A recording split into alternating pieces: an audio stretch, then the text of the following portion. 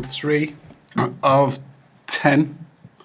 Again, we're just going to look at some of the visual aspects when mixing in Logic Pro, colouring channels and colouring project play header points and colouring the actual parts. We also looked at markers in the last tutorial, and that was finding our marker, making notes and points of our markers. Markers can be edited, copied, cut and paste.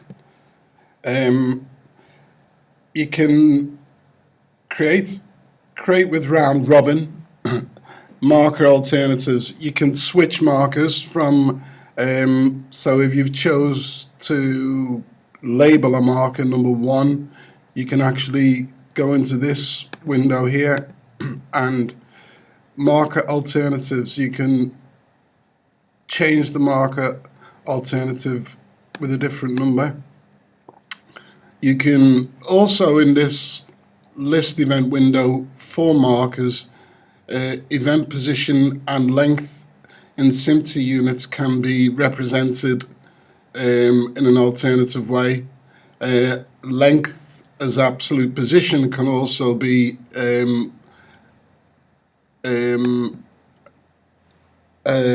reached from this particular window.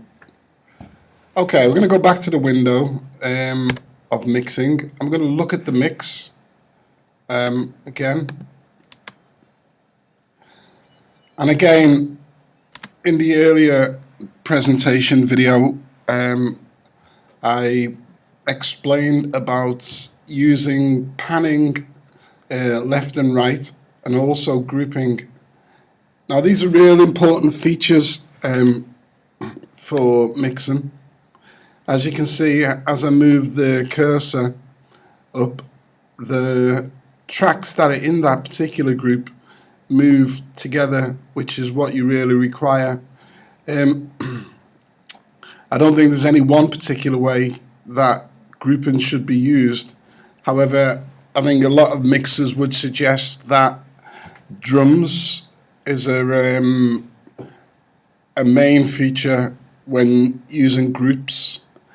And I think the only real success and achievement in mixing with Logic, especially when you're dealing with dB frequencies, dB levels, and dB buses and orgs, I think the more that the actual application is used, the easier it becomes. I would consider a lot more time spent using Logic will make each navigational exploration very easy. Okay, so in the last video I panned my instruments left and right, and the instruments themselves don't have any effects on. The first, second, or third or fourth instruments have no effects on them at all.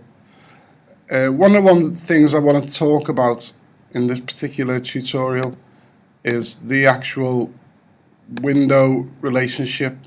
So if we look up here where the mouse is in settings, we can achieve a very good input and level for some of the standard effects and processing that Logic offers. As you can see, it's numbered 1 to 10, but it also uses GarageBand settings, shared GarageBand settings on my Mac, GarageBand instruments, and the Jampack instruments. So the first 10 are Logic's own built-in effects and orgs effects. These settings are really useful Especially I think when you're starting out, because you can apply generic effects and alter them only slightly. And this will give you a good understanding of how effects are used and processed in the future. For instance, I'm going to apply I'm going to apply a voice choral, Leslie backing vocals effect. And as you can see in Logic, it is dropped the effect in, and it has no auxiliary in or out. It's just brought in a channel EQ, it's brought in a compressor, it's brought in a rotor, it's brought in a noise gate, and it's brought in a space designer. And these effects are really well used in Logic, and if you work with it, what you'll notice is the order these effects have been presented to you.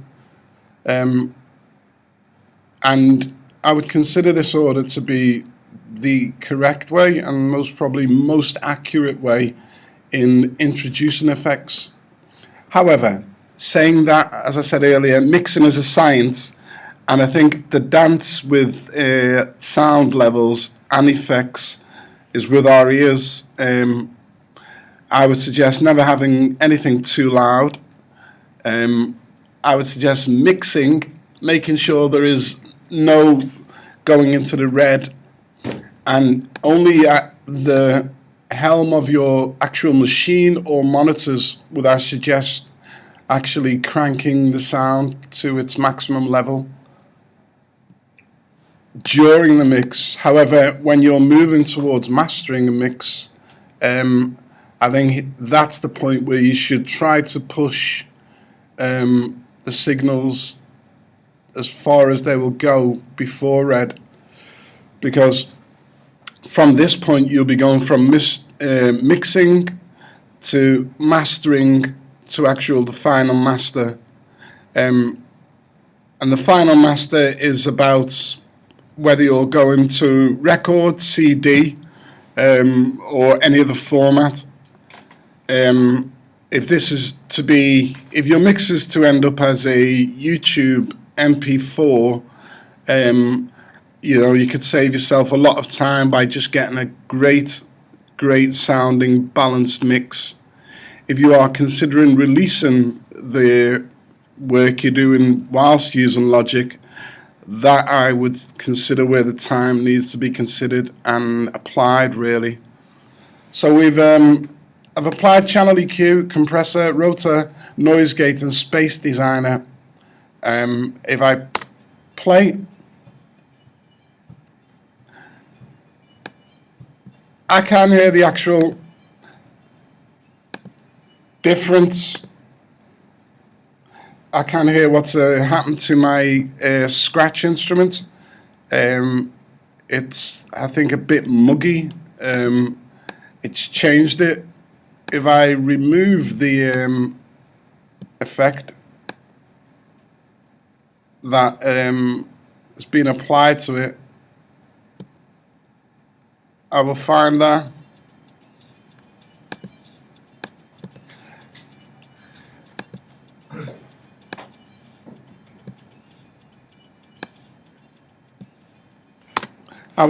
it's a lot clearer overall. So I've decided not to apply any effects to this channel. And I've just kind of lifted the actual volume of the individual track up.